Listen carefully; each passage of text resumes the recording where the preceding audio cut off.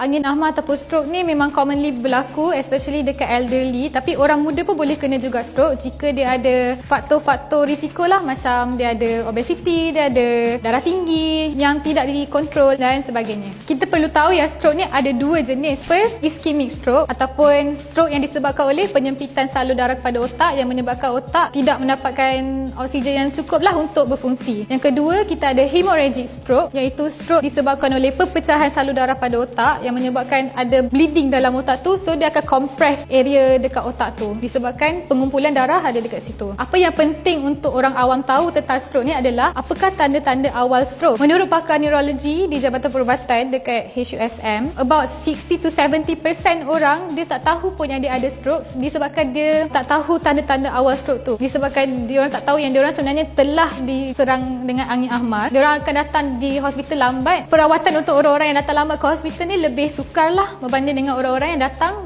dengan tanda-tanda awal. Antara tanda awal stroke adalah lemah di separuh bahagian badan. Dia rasa semut-semut, terutama di bahagian dagu ataupun di bahagian hujung tangan, hujung kaki rasa semut-semut. Kabur pandangan pada sebelah mata, sukar bercakap dan sukar menelan, sukar untuk berjalan disebabkan separuh badan tadi dah lemah. Tapi pesakit stroke juga boleh datang dengan simply rasa pening kepala je. Tapi bila kita check balik, rupanya dekat MRI brain dia dah ada tanda-tanda untuk kena stroke. Dengan kita tahu tanda-tanda awal untuk stroke ni, kita boleh membantu orang yang kena stroke dengan lebih cepat. So ada akronim dia untuk tolong orang yang kena stroke, iaitu kita kena ingat FAST. F maksudnya facial drooping, maksudnya sebelah muka dia dah kelihatan sengit. Kalau kita tengok dia senyum pun senyum dia sengit sebelah. Kita tengok mata dia pun mata dia macam tertutup sebelah. Tu maksudnya orang kena stroke. Second, A, arm. Arm maksudnya dia dah lemah separuh bahagian badan dia. So kita nampak dia tak boleh nak angkat pun tangan dia. Jadi itu adalah juga tanda orang kena stroke. S adalah speech, maksudnya dia dah tak boleh nak bercakap secara normal. Dia sukar nak bercakap. So T, time to call 999.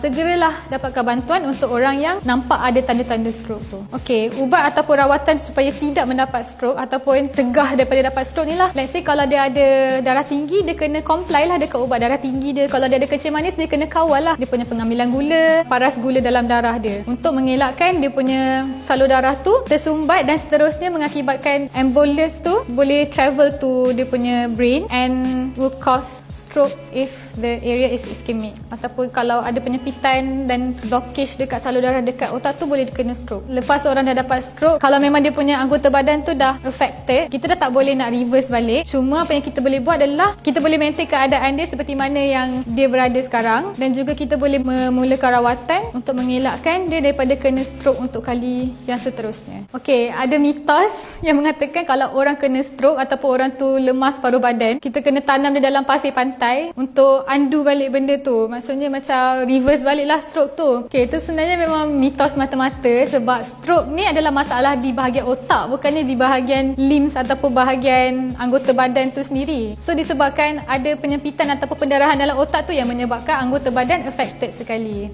Cuba kita tanam otak dia. Tak, kita tak perlu tanam otak dia. Apa yang kita perlu buat adalah dapatkan rawatan segera untuk orang yang ada tanda-tanda awal stroke.